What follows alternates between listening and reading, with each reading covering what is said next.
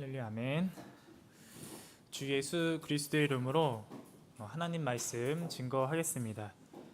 우리 먼저 본문 말씀 요한복음 5장 1절에서 9절까지의 말씀을 찾도록 하겠습니다. 본문 말씀 요한복음 5장 1절에서 9절까지의 말씀입니다. 요한복음 5장 1절에서 9절까지의 말씀을 저와 한 구절씩 교독하도록 하겠습니다. 요한복음 5장 1절에서 9절까지의 말씀입니다. 찾으셨으면 저 한 구절씩 교독하겠습니다. 제가 먼저 읽겠습니다. 요한복음 5장 1절. 그 후에 유대인의 명절이 있어 예수께서 예루살렘에 올라가시니라.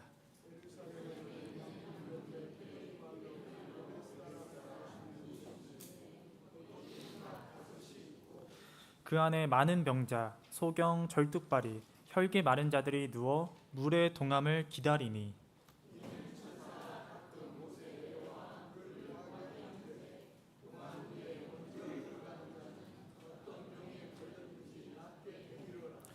거기 38년 된 병자가 있더라.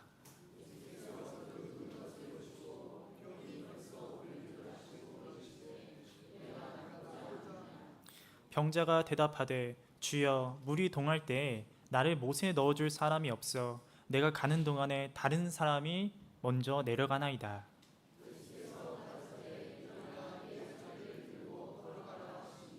함께 읽겠습니다. 그 사람이 곧 나아가서 자리를 들고 걸어가니라. 이 날은 안식일이니. 아멘. 할렐루야. 성도님들 평안하시죠? 오늘 비가 굉장히 많이 왔는데 이런 궂은 날씨에도 하나님께 예배 드리기 위해 오이신 성도님들께 하나님께서 말씀의 은혜와 깨달음 주시길 원합니다. 오늘은 자비하신 예수님이 참 소망입니다 라는 제목으로 하나님 말씀 나누도록 하겠습니다. 여러분들은 동물 중에서 어떤 동물을 가장 좋아하십니까? 저는 어렸을 때 코끼리를 굉장히 좋아했습니다. 왜냐하면 코끼리는 초식 동물인데 힘이 굉장히 세잖아요. 저는 그 점이 굉장히 매력적으로 느껴졌습니다. 평화로운 동물인데, 평화를 좋아하는 동물인데 실제로는 굉장히 힘이 세다니 굉장히 멋있다라고 생각을 해서 저는 코끼리를 그때 당시에 좋아했습니다. 동물의 왕은 사자지만 사실 초식 동물인 코끼리한테 힘으로 안 되는 모습을 우리가 자주 볼 수 있죠. 그런데 여러분, 사람들을 보면 이렇게 크고 힘센 코끼리를 길들이고 타고 다니고 조련하곤 합니다. 어떻게 그렇게 크고 힘센 코끼리를 사람들이 길들일 수가 있는 것일까요? 여기에는 여러 가지 방법들이 있는데 그 중에 하나가 뭐냐면 코끼리가 어렸을 때 그 발에 큰 줄을 매고 말뚝을 박아두는 것입니다. 그러면 아기 코끼리가 처음에는 여기서 빠져나가려고 막 발버둥을 칩니다. 그런데 아기 코끼리는 아직 힘이 약해서 이 밧줄을 아무리 힘을 써도 끊을 수가 없습니다. 그렇게 시간이 지나서 코끼리의 마음에는 이런 생각이 들게 됩니다. 나는 절대로 이 밧줄을 끊을 수가 없어. 내가 아무리 노력해도, 내가 아무리 발버둥 쳐도 나는 이 밧줄을 절대로 끊을 수가 없구나 라는 생각이 어린 코끼리의 마음에 생기게 됩니다. 그리고 그렇게 결국 포기하게 되고 이제 더 이상 발버둥 치지 않게 되는 것이죠. 그러면 나중에는 그 발에 줄을 묶기만 해도 코끼리가 가만히 있는다고 합니다. 이것이 바로 코끼리를 길들이는 법인데요. 사실 이것이 사람에게도 똑같이 적용이 됩니다. 우리에게 어떤 문제가 있어서 처음에는 우리가 그것을 해결해 보려고 막 발버둥을 치는데 아무 진전이 없고 내 힘으로는 도저히 안 되는 것처럼 느껴질 때, 그럴 때 어떻게 됩니까? 그러면 마치 코끼리처럼 포기하게 되는 것이죠. 왜 코끼리가 더 이상 시도하지 않는 것입니까? 그것은 소망이 없어져서 그런 것입니다. 이것을 해결할 수 있다는 소망이 사라지니까 더 이상 시도하지 않고 포기하게 된 것이죠. 그래서 포기한 사람들은 사실 다시 일어나기가 매우 힘듭니다. 포기한 사람들에게 다시 힘내라고, 다시 일어나라고 이야기해도 그 사람이 용기를 얻고 다시 힘을 얻는 것은 거의 불가능에 가까운 일입니다. 그런데 우리도 우리의 소망을 사라지게 만드는 우리가 각자 가진 우리 삶의 문제들이 다 있습니다. 그러면 우리는 어떻게 해야 할까요? 그 문제들이 우리의 소망을 사라지게 만들 때 과연 그리스도인들은 어떻게 해야 하는 것일까요? 오늘 본문 말씀을 통해서 우리 함께 살펴보고 은혜 얻는 시간 가지도록 하겠습니다. 먼저 본문 말씀 1절에서 3절까지의 말씀을 제가 다시 읽겠습니다. 요한복음 5장 1절에서 3절 제가 읽겠습니다. 그 후에 유대인의 명절이 있어 예수께서 예루살렘에 올라가시니라. 예루살렘에 있는 양문 곁에 히브리 말로 베데스다라 하는 곳이 있는데 거기 행각 5이 있고 그 안에 많은 병자, 소경, 절뚝발이, 혈기 마른 자들이 누워 물의 동함을 기다리니. 아멘. 자, 1절부터 나오는 내용은 오늘 본문 말씀의 배경이 되는 내용입니다. 어떤 내용으로 시작하고 있습니까? 예루살렘에 베데스다라는 못이 있었습니다. 이 베데스다 못에는 5 행각이 있었는데 행각이라고 하는 것은 벽은 없고 기둥과 지붕만 있는 그런 건축물입니다. 그러니까 사람들이 거기서 쉴 수 있는 그런 장소이죠. 그런 베데스다 못에 행각이 5이 있었는데 3절에 보니까 온갖 병자들이 그 행각에 모여 있었다라고 기록이 되어 있습니다. 왜 사람들이 병자들이 그 곳에 모여 있었냐? 4절 말씀을 제가 이어서 읽겠습니다. 이는 천사가 가끔 못에 내려와 물을 동하게 하는데 동한 후에 먼저 들어가는 자는 어떤 병에 걸렸든지 낫게 되밀어라. 아멘. 그러니까 이 베데스다 못에는 한 가지 소문이 있었습니다. 어떤 소문이냐면 천사가 가끔씩 이 베데스다 못에 내려와서 물을 이렇게 움직이게 만드는데 그때 가장 먼저 못에 들어가는 사람은 어떤 병에 걸렸든지 나을 수 있다라는 소문이 있었던 것입니다. 그래서 병자들이 여기에 모여 있는 것이죠. 모두 저마다 고치고 싶은 것이 있는 병자였기 때문입니다.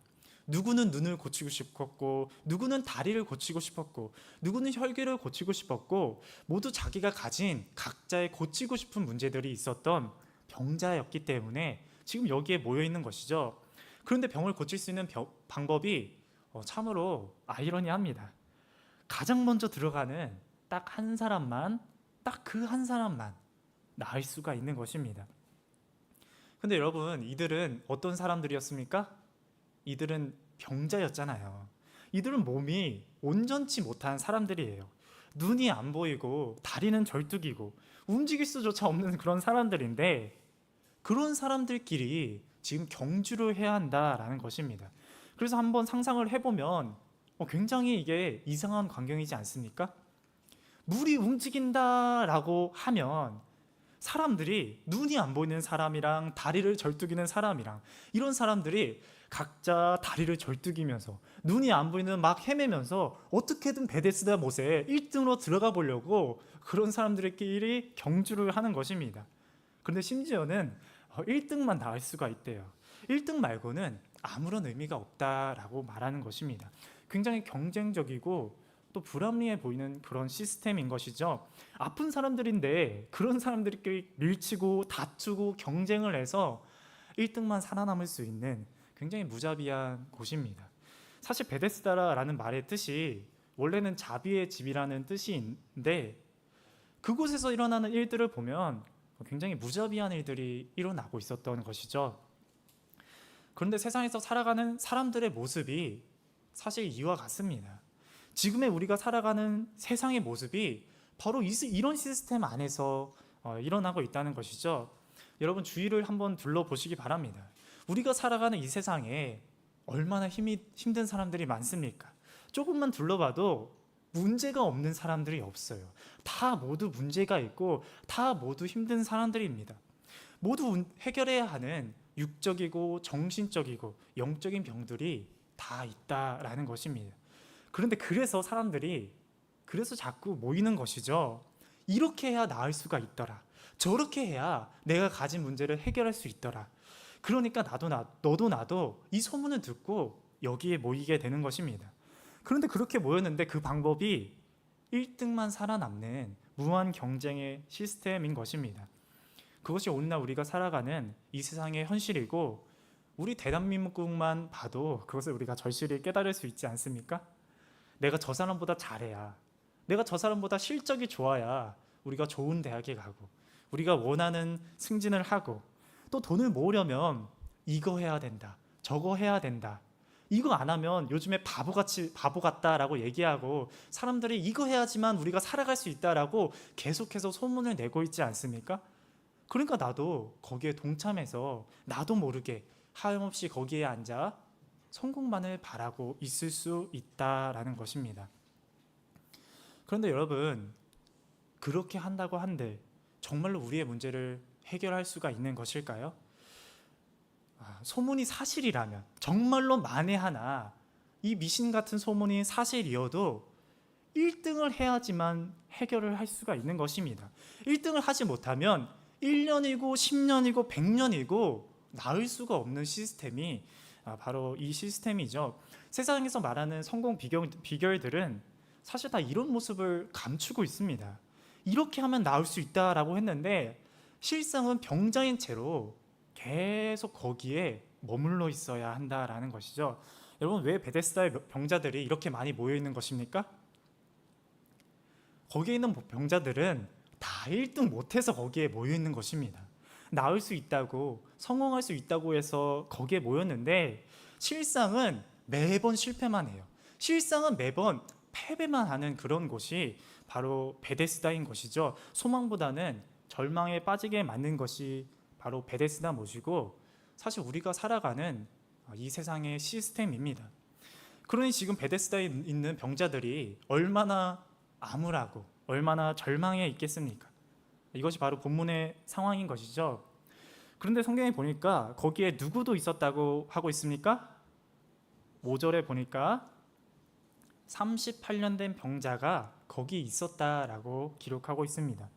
오늘의 주요 인물인 38년 된 병자도 이 베데스다에서 1등 한번 해보려고 거기에 있었다라는 것입니다. 오늘 말씀에서 중요한 것은 바로 이 38년 된 병자의 형편과 마음을 이해해 보는 것입니다. 그 병자가 얼마나 고통스러웠는지, 그 병자가 얼마나 절망스러웠는지 이해하는 게 오늘 말씀의 중요한 첫 시작입니다. 먼저 우리가 알 수 있는 것은 무엇입니까? 우리가 먼저 알 수 있는 것은 이 병자는 38년 동안 병을 앓았다라는 것이죠. 어떤 병인지는 기록되어 있지 않지만 38년이라는 긴 세월 동안 병이 낫지 못하고 혼자서는 움직일 수 없을 정도로 병이 깊어져서 고통을 당하고 있던 사람이 바로 이 38년 된 병자입니다. 그러니 이 38년 된 병자도 얼마나 자기 병을 고치고 싶었겠습니까? 그러니까 베데스다에 있었던 것이죠. 어쩌면 나도 1등으로 들어가서 내 이 오랜 병을 고칠 수 있지 않을까 하는 생각으로 이 베데스다에 누워 있었던 것입니다. 우리가 세상의 시스템에 빠져드는 것도 사실 다 이런 이유 때문입니다. 사실 너무 힘드니까, 너무 절박하니까 거기에 매달리게 되는 것입니다. 다른 사람들이 이 방법으로 성공했다고 하니까 혹시나 나도 내 문제를 해결할 수 있지 않을까 해서 절박한 심정으로 거기에 있는 것이죠. 그런데 현실은 어떻습니까? 현실은 38년이 지난 지금까지도 병을 고치지 못하고 여전히 고통 가운데 있었다라는 게 현실이었습니다. 언제부터 이 병자가 베데스다에 있었는지 알 수가 없지만 38년이 지난 지금까지 병을 고치지 못했다는 것은 한 번도 1등을 못했다는 의미입니다. 쓰라린 패배를 여러 번 맛봤다라는 것이죠. 그런데 이 병자를 더욱 낙담하게 만드는 또 하나의 문제가 있었는데 그게 무엇이었냐면 도와줄 사람이 없었다라는 것입니다. 이 병자는 완전히 혼자였던 사람이죠. 7절에 보니까 이 병자가 말하기를 나를 못에 넣어줄 사람이 없다라고 이야기합니다. 이 병자는 병 때문에 움직일 수가 없는 사람인데, 다른 사람의 도움 없이는 베데스다에 들어갈 시도조차 못하는 사람인데 도와줄 사람이 없다라는 것입니다. 마가복음에 보면 우리가 잘 아는 중풍병자의 이야기가 나오죠. 거기에는 든든한 친구들이 나옵니다. 중풍병자가 비록 움직이지는 못하지만 자신을 들어줘서 옮겨주고 심지어는 지붕까지 뚫어서 내려줄 만한 그런 굉장히 든든한 친구들이 있었습니다. 그런데 본문의 병자는 어떻습니까? 아무도 없어요. 철저하게 소외된 사람입니다. 그것이 바로 이 병자가 더욱 낙담하게 될 수밖에 없는 이유이죠. 여러분, 38년이라는 시간은 짧은 시간이 아닙니다. 그렇게 긴 세월 동안 병이 낫지 못하고 고통당하는데, 나는 너무나도 낫고 싶은데, 저 베데스다 못에 한번 들어가 보라고 싶은데 나를 넣어줄 사람조차 없었으니 얼마나 낙심해 있겠습니까? 이런 상황에서 이 병자에게 과연 소망이 있었을까요? 이런 형편의 사람이 소망을 가진다는 것은 사실 굉장히 힘든 일입니다. 매번 물이 움직일 때마다 나는 너무나도 들어가고 싶은데 방법이 없으니까 소망보다는 절망만 더 빠지게 되었을 것입니다. 여러분, 사람은 가능성이 있어야 거기서 소망을 찾는 존재입니다. 확률로 따지면 10%, 20%, 30% 확률이 높아지면 높아질수록 기대가 커지고 거기서 소망이 더욱 커지는 존재가 바로 사람이죠. 그런데 만약 확률이 0%라고 한다면 거기서 대체 무슨 기대와 소망을 가질 수가 있겠습니까? 그래서 이 병자는 사실 소망을 가질 수가 없는 형편이었다라는 것입니다. 그런데 이런 베데스다 병자에게 정말로 엄청난 기회가 찾아왔습니다. 그게 무엇입니까? 바로 예수님이 찾아왔다라는 것이죠. 예수님께서 찾아오셔서 내가 낫고 싶냐라고 물어보신 것입니다. 그런데 병자가 대답한 것은 무엇이었습니까? 우리 7절 말씀, 본문 말씀 7절 말씀을 우리 함께 읽겠습니다. 요한복음 5장 7절 읽겠습니다. 시작. 병자가 대답하되 주여, 물이 동할 때 나를 못에 넣어줄 사람이 없어 내가 가는 동안에 다른 사람이 먼저 내려가나이다. 아멘. 이 병자가 대답하기를 뭐라고 대답했습니까? 나는 나를 넣어줄 사람이 없다라고 대답을 하죠. 낫고 싶냐라는 예수님의 질문에 내가 낫고 싶다라고 대답을 한 게 아니라 나는 나를 못에 넣어줄 사람이 없다라고, 그래서 내가 그 못에 들어갈 수 없다라고 대답을 합니다. 낫고 싶냐고 물었으면 여러분, 낫고 싶다고 대답을 해야지 왜 이렇게 대답을 한 것입니까? 그만큼 이 병자가 절망에 있었다라는 것입니다. 이 병자에게는 소망이 없었다라는 것을 보여주는 것이죠. 내가 정말로 낫고 싶지만 나는 나를 넣어줄 사람조차 없는 그런 형편입니다. 그러니까 나는 나을 수가 없습니다 라고 이야기한 것입니다. 그런데 사실 그 병자의 병을 낫게 해줄 사람이 예수님이지 않습니까? 지금 예수님의 그 앞에 있는데 이 병자는 여전히 허무맹랑한 미신적인 소문에만 의지하고 있는 것이죠. 지금 자신을 치유해 줄 수 있는 분이 내 앞에 있는데, 그런 엄청난 기회가 찾아왔는데 그런 예수님을 알아보지 못하고 여전히 미신적인 것에만 관심이 있었다라는 것입니다. 그러니까 지금 성경에서 이야기하고 있는 것은 이 38년 된 병자는 믿음조차 없었다라고 이야기하는 것입니다. 요한복음 5장 14절에 보면 예수님께서 이 사람에게 다시는 죄를 짓지 말라고 하십니다. 이 병자는 죄를 지어서 지금 고통에 당하고 있는 것이죠. 여러분, 죄를 지어서 고통을 당한다면 원래는 회개하고 원래는 하나님을 절실히 찾아야 하는 것입니다. 그런데 이 병자는 여전히 미신적인 것에만 매달리고 있는, 영적으로도 신앙적으로도 답이 없는 사람이다라는 것입니다. 육적으로는 스스로 움직일 수도 없고 도와줄 친구조차 없는데 정신적으로는 계속되는 실패에 혼자라는 외로움을 겪으면서 영적으로는 예수님을 알아보지도 못하고 헛된 것에만 눈이 먼 사람이 바로 이 38년 된 병자인 것이죠.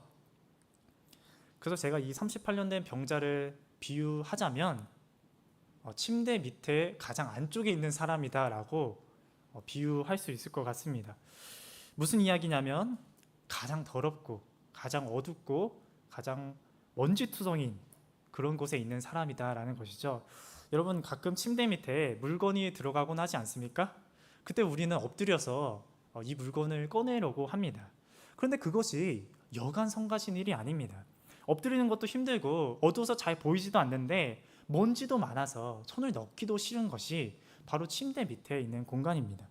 그런데 이 38년 된 병자는 그 침대 밑에서도 가장 안쪽에, 가장 꺼내기 힘든 그런 곳에 들어간 사람이다 라는 것입니다. 사실 가치가 있으면 여러분 꺼낼만 합니다.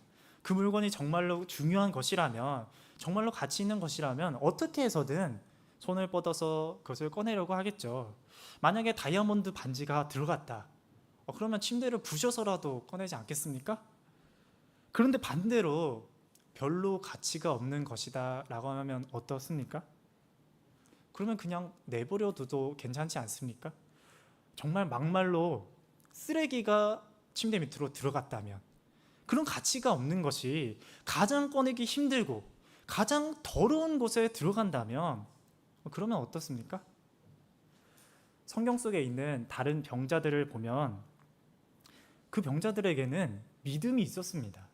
그들은 용기가 있고 예수님을 똑바로 인지하고 믿음으로 예수님께 찾아가서 간구하는 모습들을 보여주죠. 그래서 예수님께서 너의 믿음이 너를 구원했다라고 말씀을 하십니다. 그런데 본문에 나오는 병자는 어떻습니까? 예수님이 앞에 있는데 예수님을 알아보지도 못하고 여전히 세상의 헛된 것에만 매달리고 있으니, 그러니 이 병자를 과연 치유해 줄 가치가 있다라고 생각이 드십니까? 그런데 이 모습이 우리의 모습일 수 있습니다. 예수님이 보시기에는 우리의 모습이 마치 이와 같다라는 것이죠. 스스로의 문제를 해결할 능력이 안 되면서 예수님이 아니라 헛된 것에만 몰두해 있는, 그런 것에만 매달리고 있는 그런 모습이 바로 지금의 내 모습일 수 있다는 것이죠. 여러분, 사실 우리는 모두 예수님 만나기 전에는 이런 모습이었습니다. 예수님 만나기 전의 모습을 우리가 생각해 보면 이것이 이해가 될 것입니다. 그리고 어쩌면 지금도 예수님을 믿고 있다고는 하지만 예수님을 앞에 두기만 하고 정작 예수님이 아니라 세상의 것에만 매달릴 수 있는 게 바로 우리 모습일 수 있다라는 것이죠.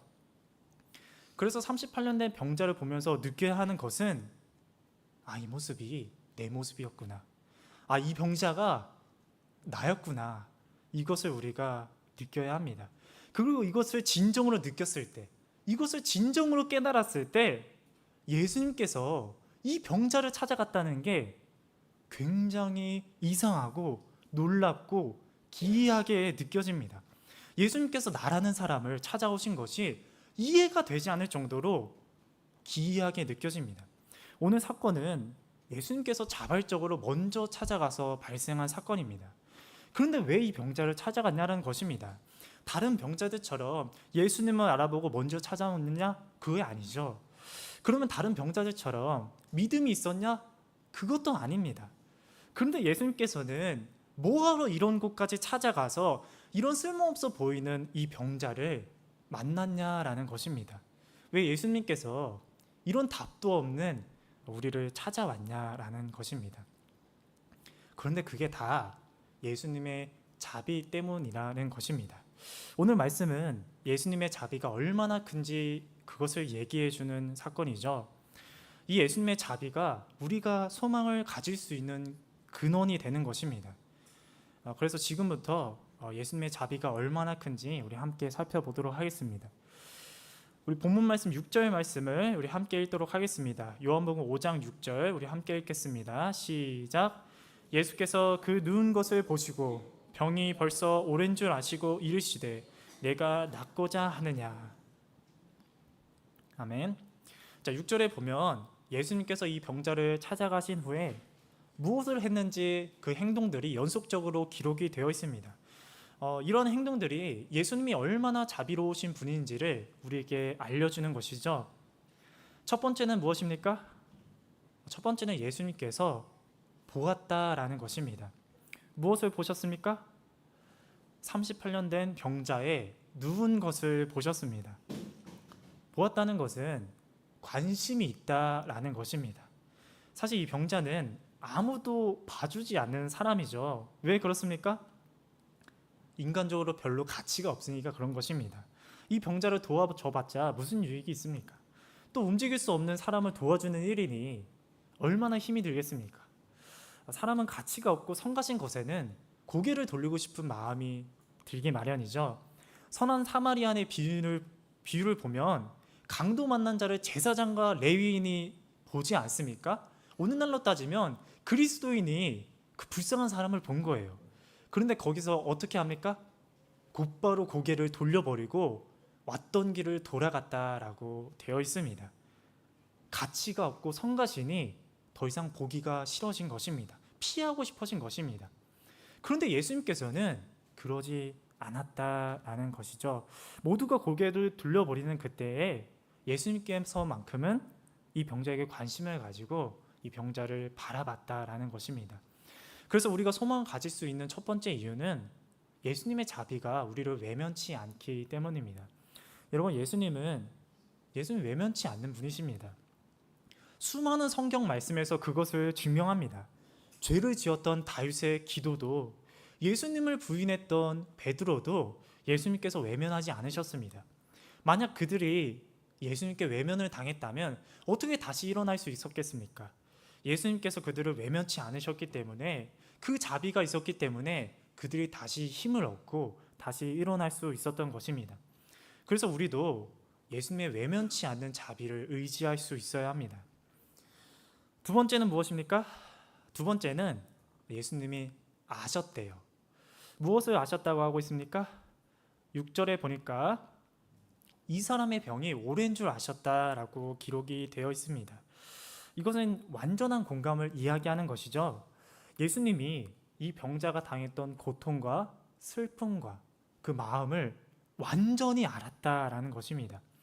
그런데 사실 38년 동안이라는 긴 세월 동안 당한 그 고통과 서름을 안다는 것은 여러분 사실 불가능한 일입니다. 38년 동안 고통당하고 외로움을 겪으면 누가 와서 너무 힘들지, 내가 다 이해해 라고 이야기해도 그것을 잘 믿지 못할 것입니다. 그래서 고통당하는 사람들이 마음이 완악해져서 자주 하는 말이 있죠. 무엇입니까? 너가 뭘 알아? 그런 얘기를 자주 하지 않습니까? 말로는 그러지 않아도 속으로는 그런 생각이 들 때가 있습니다. 사람은 내 마음을, 내 고통을 다 아는 게 불가능하다라고 생각이 들기 때문입니다. 그런데 예수님께서는 가능하십니다. 예수님은 우리의 마음을 온전히 아시기 때문에 온전한 공감을 하실 수 있습니다. 그것이 바로 예수님의 자비의 두 번째 특징이죠. 알기 때문에 이 병자를 찾아온 것입니다. 이 병자의 마음을 알기 때문에 이 병자를 불쌍히 여기신 것입니다. 그래서 우리도 예수님께만큼은 우리의 마음을 온전히 쏟을 수 있는 것입니다. 예수님께서 그것을 온전하게 공감해 주시기 때문이죠. 그런데 그것이 형제들이 공감해주고 격려해줄 때 우리가 감사해하는 이유이기도 합니다. 사실 예수님께서는 그 사람을 통해서 우리에게 위로하고 격려하시기 때문이죠. 우리가 그렇게 믿을 때 그게 위로가 되는 것입니다. 때로는 사람의 위로가 되지 않는 이유에는 우리가 믿음이 부족해서이기도 합니다. 저는 형제를 통한 위로가 예수님의 위로를 받는 하나의 통로다라고 확신합니다. 그래서 바라옵기는 우리가 모든 것을 아시는 예수님께 위로를 받고 우리의 형제들의 위로를 받고 다시 힘을 내서 예수님께 우리의 마음을 아뢰기를 원합니다. 자, 그 다음에 예수님께서 한 행동은 무엇입니까? 그 다음에 하신 행동은 이 병자에게 물으셨다라는 것입니다. 뭐라고 물으셨습니까? 6절에 보니까 내가 낫고자 하느냐라고 물으셨습니다. 그런데 생각을 해보면 왜 예수님께서는 이런 질문을 하셨을까요? 놀리는 것도 아니고, 여러분 병자한테 너 낫고 싶냐라고 묻는 건 너무나도 당연한 거 아닙니까? 병자면 낫고 싶은 게 당연하잖아요. 그리고 그 마음을 예수님께서도 아실 텐데 왜 이 병자에게 가셔서 내가 낫고자 하느냐라고 물은 것일까요? 그런데 사실 낫고 싶다라고 얘기하는 게 생각보다 당연한 일이 아닙니다. 제가 서두에 코끼리가 더 이상 탈출하려고 시도하지 않은 이유가 수많은 실패를 겪어서 소망이 없어졌기 때문이다라고 말씀을 드렸습니다. 이 병자도 마찬가지로 수많은 실패와 절망적인 상황 때문에 낫고 싶다라고 말하는 것이, 그런 소망을 갖는 것이 쉽지 않은 상태였다라는 것입니다. 그래서 대답도 낫고 싶다라고 말을 하지 않고 나를 넣어줄 사람이 없다라고 얘기를 하잖아요. 그런 사람에게 낫고자 하느냐라고 물었다는 것은, 그것은 사실 소망을 가지고 나에게 그렇게 이야기하라는 요구인 것이죠. 여러분, 예수님께 낫고 싶다라고 이야기하는 것은 너무나도 중요한 일입니다. 여러분, 예수님께서는 분명하게 우리를 치유해 줄 수 있는 능력이 있는 분이시죠. 그런데 우리가 그런 예수님께 낫고 싶다고 얘기하지 않는다면, 그런다면 그것은 정말로 안타까운 신앙생활인 것입니다. 겉으로는 신앙생활을 하는 것처럼 보이지만 사실 절망적인 상황 때문에 내게 있는 예수님의 소망이 다 사라져버린 그런 절망적인 상태에 빠져 있는 것이죠. 그렇게 되면 여러분, 그럼 예수님은 병풍과도 마찬가지인 것입니다. 예수님에 대한 믿음과 소망이 없으면 예수님을 믿는다고 한들 사실 예수님을 병풍처럼 세워놓고 나 혼자서 절망에 빠져 있는 그런 신앙생활을 하게 되는 것이죠. 그래서 예수님께서도 우리에게 묻는 것입니다. 그래서 예수님께서도 오늘 이런 말씀을 통해서, 형제들의 그 권면과 위로를 통해서 내가 낫고자 하느냐라고 우리에게 물으시는 것입니다. 이것은 질문이지만 권면이기도 하고 또한 확인이기도 하다라는 것이죠. 소망을 가져야 한다는 권면이고, 그 소망을 예수님께 고백해야 한다는 요구이기도 합니다. 그래서 우리에게 필요한 것은 바로 소망의 고백입니다. 나의 죄를, 나의 병을, 내가 가진 이 세상적인 문제를, 그것을 해결해 줄 수 있는 분이 예수님이시니 내가 그것을 예수님께 아뢰겠다는 그런 소망의 고백을 우리가 기도할 때 해야 합니다. 38년 동안 아무도 고치지 못했고 아무도 소망을 주지 못했지만 그 병을 고칠 수 있는 분은 오직 예수님이셨습니다. 우리의 병을 고칠 수 있는 분도 예수님밖에는 없습니다. 우리가 그것을 정말로 믿는다면 절망에 있는 그 상황 속에서도 소망을 가지고 기도하시기 바랍니다. 허무맹랑한 세상적인 것들이 아니라 예수님께 우리의 소망을 아뢰는 그런 우리가 되기를 원합니다. 자, 그런데 문제는 이 병자가 예수님께 낫고 싶다라고 하는, 제가 예수님 믿으니까 제 병을 낫게 해달라고 하는 그런 소망의 고백을 못했다라는 것입니다. 그런데 정말 놀랍게도 예수님께서 이 병자의 병을 치유해 주십니다. 8절 9절에 보니까 예수께서 가라사대 내 자리를 들고 걸어가라 하시니 그 사람이 곧 나아서 자리를 들고 걸어가니라 라고 기록이 되어 있습니다. 분명 믿음을 드러내지 못했는데, 소망을 가지지 못했는데, 그럼에도 예수님께서 치유해 주셨다라는 것입니다. 이게 오늘 본문에서 어쩌면 가장 놀라운 부분이죠. 동시에 우리에게 가장 큰 소망이 되는 부분이기도 합니다. 오직 그의 자비로 인한 것이다 라는 걸 명확하게 증명한 부분이죠. 예수님의 치유는 오로지 예수님의 자비로 인한 것입니다. 내가 못났든 능력이 부족하든 믿음이 부족하든 예수님의 자비는 변하지 않습니다. 내 믿음이 떨어진다고 해서, 내가 못났다고 해서 그것 때문에 예수님의 자비가 변하는 것이 아닙니다. 예수님의 자비는 무한하고 풍성합니다. 그것이 바로 우리가 소망을 가질 수 있는 가장 큰 근원이죠. 오늘 말씀을 보면 주요 인물이 예수님과 38년 된 병자입니다.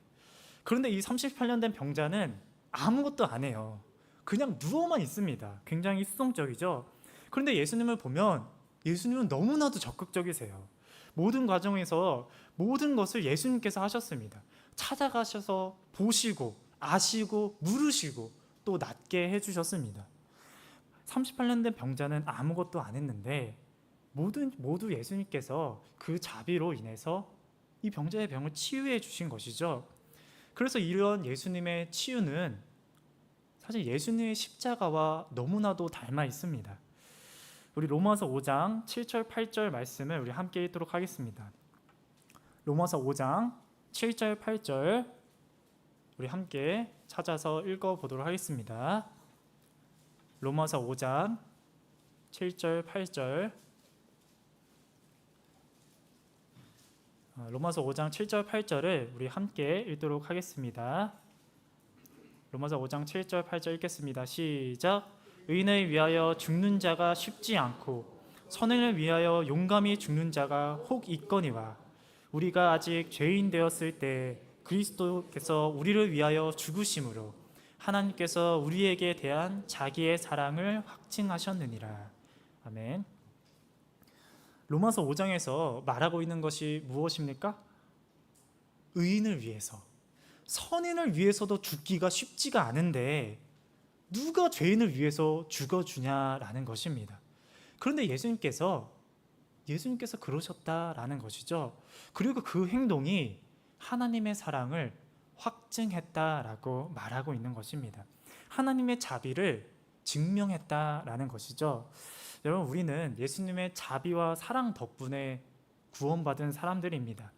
베데스다의 병자처럼 우리는 아무것도 안 했는데 오직 예수님의 자비 때문에 우리는 치유받은 것입니다. 그래서 우리는 예수님을 소망으로 삼아야 하는 것입니다.